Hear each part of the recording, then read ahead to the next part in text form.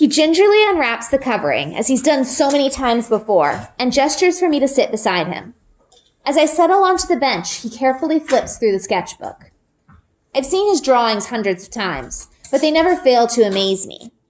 In bold strokes of ash and charcoal, Papa has brought each of the realm's creatures to life upon the page. On one, a phoenix rises from a sea of fire, its wings tipped in flame. On another, a majestic unicorn rears up, tossing her mane. "Let's see how well you've been paying attention," Papa teases, flipping to another page. "Do you remember what I told you about the fire cats?" I gaze at the familiar sketch. A massive cat prowls across the page, fire dancing along its paws and lighting the tip of its tail, a crest of flames running along its head and back. "It's one of the realm's largest creatures," I say, aside from dragons. All fire cats produce magical flames from their paws and tail, and males also have a fiery crest, which can be used to fight off predators. "Very good," Papa says. "But what else should a seeker know about approaching them?" "They must be approached slowly," I recite. "Fire cats can run faster than the human eye can see and will often flee if startled or spooked. Speakers must never enter their dens, which they guard against intruders with their magical fire. They don't kill unless provoked, but can be deadly if mishandled, and they've even been known to cast balls of fire towards enemies." "And if you find a fire cat, what else might you find?" I have to think about that one for a second, but then I remember. Fire cats often make their dens near volcanic hot springs. That's their water source. And hot springs are also home to glur berries and other magical plants. Papa nods and flips to the next sketch. A creature with a long, coiled body like a serpent stretches across the page, webbed crests dotting its length. A pair of horns springs from its forehead. Its two sets of short legs end in webbed feet, and its jaw stretches wide, revealing a pointy tongue and a forked tongue and pointy teeth. You said it backwards. I did. Avant Navara, I say immediately, dwells only in the freshwater glacial lakes, a shapeshifter that can change elements of its appearance, including size and shape, but usually resembles a horned serpent. It eats mostly fish and have never been known to harm humans, though it may grow to a massive size and sharpen its teeth to scare them away. "And what else might they do if frightened?" Papa asks. "Shrink really small so they can hide." "And what's one thing seekers must watch for in order to care for them?" "Make sure their lakes don't get too warm," I say. "They're unaffected by cold, but don't like heat, and they avoid sunlight. Lakes that are too close to the volcanic region may overheat and need to be cooled." "And what magical item can be gathered from them?" he asks. This one's easy. They sometimes shed their scales when they shapeshift, depending on what form they take. Vantavara scales are softer than dragon scales, so they don't make for good weapons or shields like dragon scales do. But they still have magical properties in potions when combined with certain herbs and plants. Papa smiles. "You don't need any advice," he says. "You're ready." "Thank you." With one last longing glance at the sketchbook, I stand. "I better get going. I'll see you at dinner." "Don't be late," he calls. As I run through the gate onto the path, his laughter fills the air behind me. The arena lies a few miles outside of the edge of the village, in a low clearing near the shoreline. Mountains border it to the north, their peaks rising so high that from this distance I can't even see the tops. The arena itself is built from massive chunks of stone that fell from the mountains during a rock slide caused by a volcanic eruption many years ago. Or so the stories say.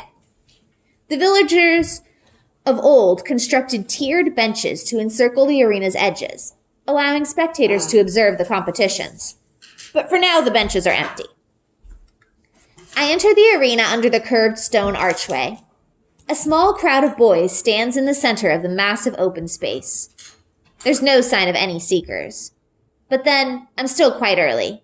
The sun isn't directly overhead yet, so it's not quite noon. I keep to the edge of the arena, taking a minute to size up my competition.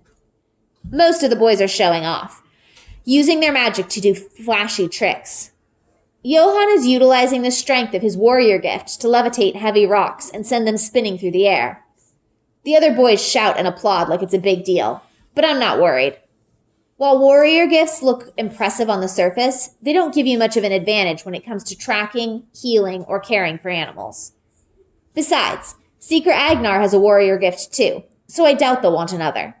They need a naturalist more, which means they'll probably focus on naturalist skills over warrior skills during the competition, and it'll probably influence the Seekers as they judge the results.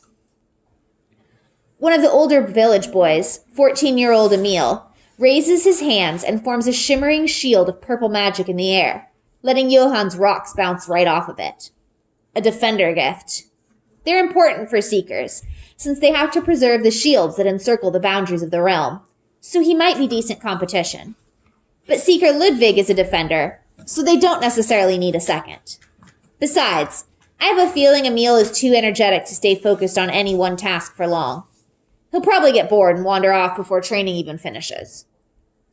Tomas is here, of course. He lounges casually beside the nearest bench, as if he couldn't care less about the whole thing. But I know better. I saw how eager he was when the announcement was made. He's a healer, and unlike the other boys, he might actually know a thing or two about magical creatures. Plus, his father, Seeker Freyr, has probably taught him as much as my father's taught me. The Seekers are supposed to be impartial when judging the competition, but having a father on the council will probably help anyway. There are a few other boys as well, but none that I'd consider major competition. I'm the only naturalist in sight. The nature gift is rare enough that I'm the only one of the right age. That's gotta work in my favor. Hey, it's Bryn, Johann shouts, pointing at me. He and Emil laugh and turn in my direction. What is she doing here? Someone asks loudly. Several of the boys whisper to each other, and someone laughs. Heat floods my face. I was hoping they wouldn't be weird about this and would just accept that I'm here. Maybe I can convince them if I just act like I belong. So I tilt my chin to hold my head up and stride forward to join the boys in the center of the space. What are you doing here, Bryn? One of the boys asks. Don't you know this is Seeker training? I ignore him, crossing my arms firmly over my chest. He shouts something else, but I turn away, forcing myself not to pay attention. Across the arena, a short figure approaches from under the archway. Another competitor, most likely, but probably not anyone I need to worry about. Or not. It's Ari. Unlike the rest of us, Ari isn't a naturalist, a defender, a healer, or a warrior. His magical specialty is called empathy, and it's the rarest of the 5 gifts. There's never been an empath seeker during my entire lifetime, but it's a talent that could certainly serve him well. Empaths can sense the energy of other living beings even better than a naturalist can. They can feel the emotions of others, meaning they can tell when someone is sad or hungry or in pain. While naturalists can detect the life spark of plants and creatures and help nurture them with magic, empaths are more closely attuned to what people and animals are actually feeling, which could be a really useful gift when working with the creatures of the realm. Ari will be able to detect and communicate with magical creatures more directly than any of the rest of us. He'll even be able to sense their needs. Some people say empaths can influence the emotions of others, too. A tiny knot of fear lodges in my stomach. If there's anyone other than a naturalist who the Seekers might want to consider, it's Ari, which makes him my biggest threat. He makes his way slowly across the arena, joining the rest of us in the center. A few of the boys greet him, but mostly they look away. He isn't particularly popular among the village kids. He keeps to himself. Ari glances my direction, but if he's startled to see a girl here, he doesn't let on. He tucks his hands casually in the pockets of his jacket and scuffs a pattern in the dirt beneath his feet. This is our competition, Emil sneers. A girl and an empath? This is going to be so easy. Johann laughs, and so do a couple of the others. My heart races, but Ari doesn't look up, so I try to channel some of his calm. I don't care, I don't care, I don't care, I tell myself. Emil shouts something else, but he's cut off by Tomas, who's gazing towards the entrance of the arena. Seeker Agnar's here, he says. Sure enough, Seeker Agnar is striding briskly towards us, his long green cloak flapping. Agnar is the youngest of the current Seekers, only 18, with a short-cropped beard and trimmed dark hair. He's the one who replaced my father. Ari looks up from the dirt, glancing at Seeker Agnar and frowns, with his mouth twisted into a strange line. Welcome, Seeker Agnar says, drawing to a slow halt in front of us. I'm pleased to see so many fresh faces here today. He scans the group, eyes lingering on each of us. Then his eyes lock with mine and he freezes. Jacob's daughter, he says quietly. What are you doing here? My mouth goes dry as everyone swivels to stare at me. I will myself to speak clearly and firmly. Once I explain, I'm sure he'll understand. I'm here to train, I say. I'm going to compete to be a Seeker. For a moment, only silence meets my words. But you're a girl, one of the boys says. I don't see which one. I keep my gaze fixed on Seeker Agnar, waiting to see what he'll say. When he doesn't speak, I raise my voice. There's no rule that says girls can't be Seekers. There's never been one before, Neil scoffs. There's no rule that says I can't compete, I say louder, hoping my voice will stay steady. I'm met with only silence. A shiver of fear races up my spine. I thought for sure the Seekers wouldn't care about letting me compete. But what if they do? Is this what Papa was trying to warn me about? That may be true, Seeker Agnar says at last. But I cannot in good conscience encourage you to do so. I feel like all the air has been forced from my lungs. Before I can respond, he continues. This work is not for the faint of heart. The magical creatures of our island can be dangerous. I would expect you, of all people, to know that. Tears well up behind my eyes, but I refuse to let them fall. I can do just as well as the boys, I say. But this time my voice does waver a bit. I'm a naturalist and... Your father would never forgive me if I let any harm come to you, Seeker Agnar continues. It's too dangerous. I'm sorry. But That is my final word in the matter, Seeker Agnar says firmly, turning away. I suggest you go home. Everyone stares at me, and I blink rapidly, trying to hold the tears back. I didn't expect this, and I don't know what to do. I can't move. I can't speak. Now, boys, let's begin. Seeker Agnar leads the way across the arena to begin training, and one by one the boys follow him, leaving me behind in the dust. Choking on the lump in my throat, I finally find the strength to move. I turn on my heels and run. Chapter 4. I'm not sure where I'm running, but I bypass the path to the village, not wanting anyone to see me. I head for the shoreline instead, picking my way over the rocks until I reach the beach. The sea is quiet today, and for once I wish it wasn't. I want the waves to slam against the shore, to reflect the turmoil happening inside of me. I taste salt water, and it takes a second to realize it isn't from the sea. It's from the tears streaming down my cheeks. Papa tried to warn me it would be hard, but I never expected this. I never expected them to not even let me try. Papa always told me I'd be a Seeker one day if I wanted to be. And while Mama worries about my safety, she never said I couldn't do it just because I'm a girl. She and Papa always told me... Oh no, Papa. What am I going to say to him? He was so proud that I wanted to follow in his footsteps, even if it worried him. What will I say now? How can I tell him I failed before I even started? And Eliza, she always believed I could do it. What am I going to tell her? Next time she has a coughing fit, how can I explain that we don't have enough star flowers because I couldn't get any? Because I wasn't good enough? No, that's not right. I am good enough. Seeker Agnar just didn't give me the chance to prove it. I wipe my cheek with the back of my hand, looking out over the water. It stretches on for miles in every direction, large enough to swallow our little island whole. I wanted to see the end of it someday, but there are only two ways to cross the sea. On boats or on dragons. I know which one I'd prefer, but it's never going to happen now. Somewhere out to sea, a funnel of water shoots into the air, and the spray is followed by a low, rumbling bellow. Whales, probably. The water churns in a strange, unnatural pattern, so no, not whales. Sarvolers. I rush forward, stepping into the surf, squinting against the sunlight, and there I see it. A single dorsal fin rising above the waves for a split second before diving back under, the water swirling in its wake.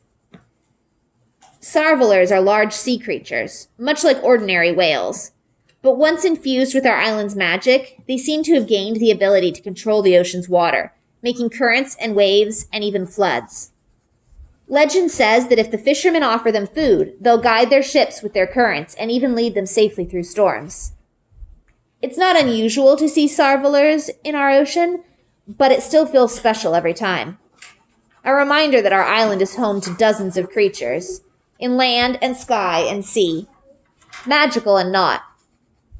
Papa always says we humans are really just spectators, given front row seats to see a view of the most beautiful, incredible animals in the world.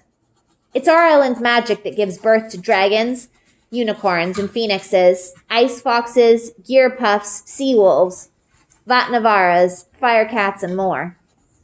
But I think Papa's wrong about us being spectators. Most people who live in the village will never see any of those creatures. They might catch a glimpse of a dragon wing in the sky, or spot the fin of a mighty sea creature in the ocean, or hear the song of a phoenix overhead. But they never really get to see them. Only seekers get that chance. And seekers aren't spectators. They're guardians, healers, trackers, and magicians. What's the guardian? They care for the animals and their habitats. They ride dragons as they soar.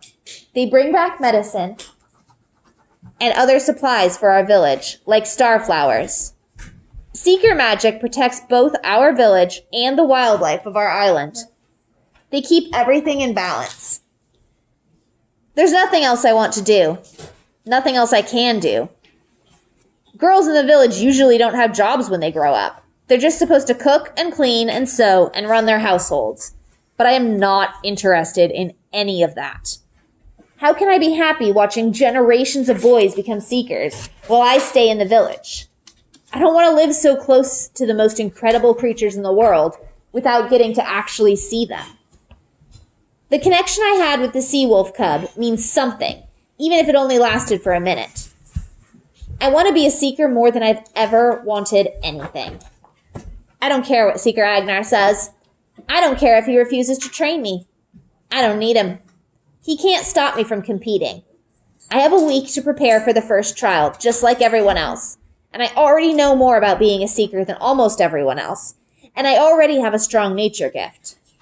I can beat the others without official training. I will beat them. Somehow. I can't give up. I wipe my eyes dry, gaze at the spot where the sarvoler disappeared, and wave goodbye to it. Then I turn and make my way back over the rocks towards the arena, with anger and sadness giving way to something stronger. Determination. I walk through the village with my head held high, not looking at anybody. Luckily, the boys are still in the arena, and nobody else knows what happened. I'll have to deal with the pitying stares of the villagers at some point, but not yet. I pass the turn towards our home, but don't stop. I'm not ready to see my parents or Eliza, so my feet steer me over the hill towards Runa's farm, and I let them. I need my best friend right now. I find her in her family's sheep pasture, guiding one of the lambs to join the rest of the flock, along with Hundur, the sheepdog. Hundur wags his tail excitedly when he sees me, but he doesn't abandon his job of following the little lamb as she stumbles forward.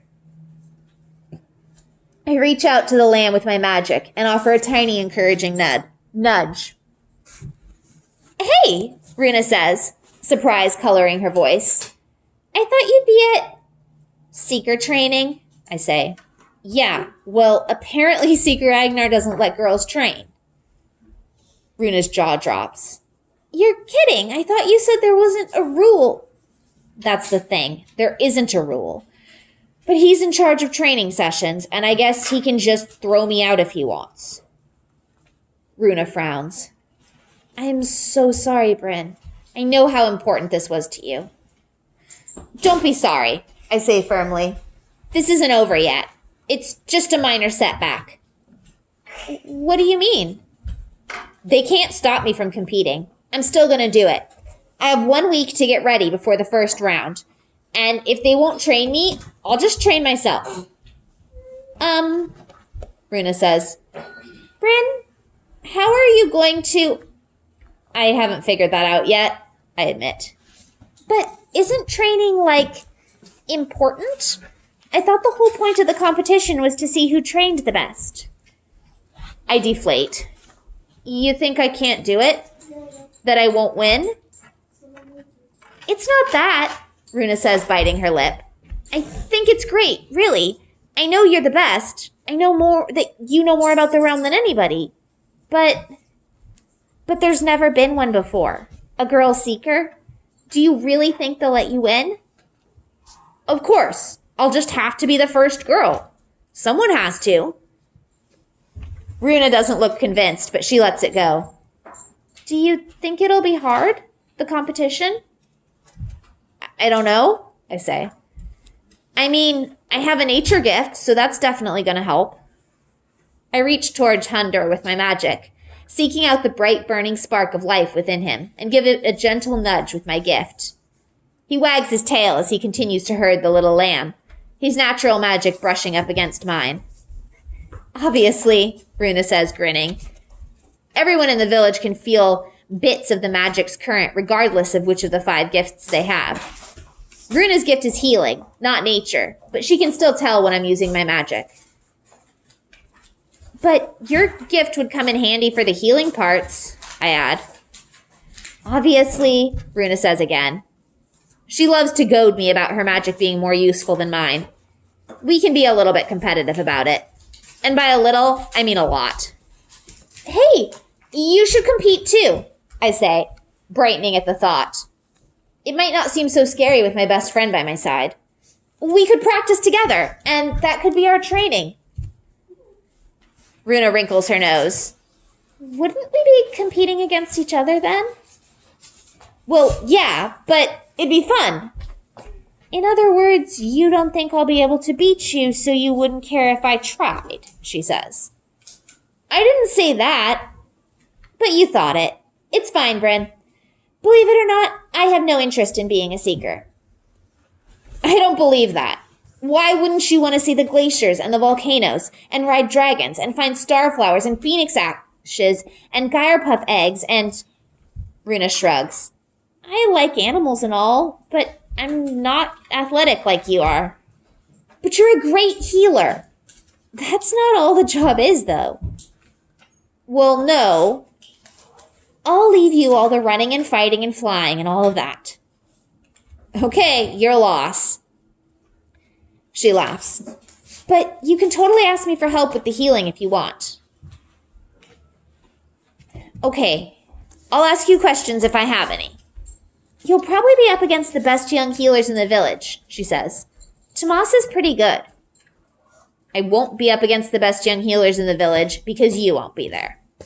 Well, second best then. I grin. Teach me your ways, O great healer. And she laughs. I don't know anything about magical creatures, though, so you're on your own there. I'll figure it out. I don't think healing will matter as much anyway. Oscar was a naturalist like me, and they already have 2 healers on the council. They'll want to replace him with another naturalist. Maybe, she says, but I bet healing will be an important part of the competition. Seekers have to care for injured creatures as well as tracking them down. Healing was in the competition a lot last time. Oh, sorry. She stops abruptly and looks away. It's fine. It's not like I don't know they replaced my father 2 years ago. That was the last time there was a seeker competition, and it's the only one Runa and I are old enough to remember. I tried to pay attention during the contest because I knew it would be my turn someday, but it was hard. I didn't want to think about them replacing Papa and cried through most of the competition and the entire ceremony afterwards. It wasn't the council's fault, of course. What happened was nobody's fault. It was just an accident. Papa was trying to help a dragon that had gotten trapped during a rock slide. But the dragon was so frightened it lashed out at him, and he fell right off a cliff. Another dragon caught him, which saved his life, but his leg took most of the impact and fractured when he landed on the dragon's back. It didn't heal right afterwards, despite the effort of the village's best healers, and he couldn't continue being a seeker with a limp that bad. The council's decision to replace him was nothing personal. I mean, they have to have 5 seekers, but it was still hard to watch. Do you think you'll have to ride a dragon or something? Like, in the competition? Runa asks, bringing me back to the present. Not right away, no. I'm sure they'll start with something simpler. Makes sense. They wouldn't want anyone getting hurt on the first... Oh, sorry. It's fine, I say again. Really, Runa, it's okay to talk about. How's he doing? She asks quietly. Okay. I mean, he still uses his walking stick, but other than that, he's fine. I don't mention the part about how he can't do any of the jobs in the village that the other men do, or that we're running low on just about everything. Food and clothes and firewood and starflowers. Because Papa's barely scraping by, working odd jobs around the village. Everyone helps out, of course. Our neighbors ask him to fix leaks in their hut or help them with their gardens, whatever needs doing, often in exchange for a more than fair trade. And his fellow seekers have even begun bringing us starflowers occasionally, and trading them for less than they're worth. But starflowers can be hard to come by, even for seekers, and they need them for their own families too. So there aren't always many left for us. The problem is that starflowers only grow within the realm, where the island's magic is strongest. Collecting starflowers and other treasures and trading them to the villagers who need them is how seekers earn their living. It's what Papa did before he got hurt. But now we don't have much worth trading. I used to complain about only seekers being allowed in the realm all the time, when I begged Papa to take me with him every day. His explanation for our traditions the day we found the sea cub did nothing to deter me. Why do only seekers get to go? I grumbled, often. I want to see it too. And Papa always laughed. Maybe you will someday. Why can't I go now? The balance of magic on our island is delicate, Papa explained. If too many people go into the realm, they'll upset the balance. And as I got older, I began to understand what he meant. Working with magic is tricky. Like the time a few years ago when I tried to help Mama in the garden by making the life forces of the turnips bigger, thinking I could make them grow faster. But I overdid it. The turnips required so much magic to sustain their new giant life force that they started draining magic from the plants around them, and everything else in the garden died, leaving us with massive turnips and not much else. The realm is like that, but on a bigger scale. There are so many intersecting life forces, so much magical energy, that even the tiniest changes can have unintended consequences. If I did the same thing to a plant in the realm that I did to our turnips, the result could have been a whole lot worse than the loss of a few garden vegetables. And the more people go into the realm, especially without training, the more disastrous it would be.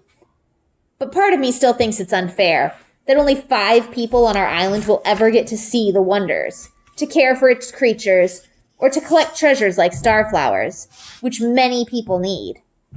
And it's even less fair that those seekers have always been boys.